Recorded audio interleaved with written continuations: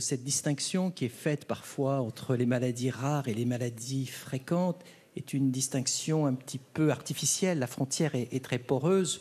On en discutait tout à l'heure et je vais simplement vous donner un exemple qui, je crois, est assez illustratif.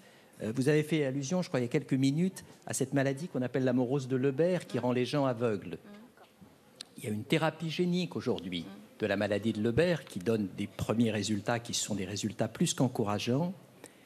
Les outils méthodologiques qui ont été développés pour arriver au produit, les méthodes qui ont été développées pour l'administrer sont des acquis qui, aujourd'hui et demain, vont pouvoir être incorporés dans le traitement d'une maladie oculaire autrement plus fréquente, malheureusement, et que chacun connaît, qui est la dégénérescence maculaire de l'adulte. Oui. Voilà un exemple tout à fait typique de la manière dont la recherche sur les maladies rares peut bénéficier aux maladies fréquentes, l'inverse étant d'ailleurs parfois vrai aussi.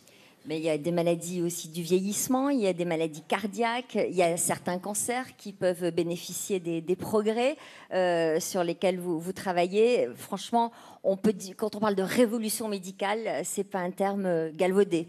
Non, ce n'est pas un terme galvaudé. Je crois que ça a été aussi abondamment rappelé. Ça prend du temps, ça prend toujours plus de temps qu'on ne le voudrait, mais ce n'est pas un terme galvaudé. Vous faites allusion aux maladies cardiaques.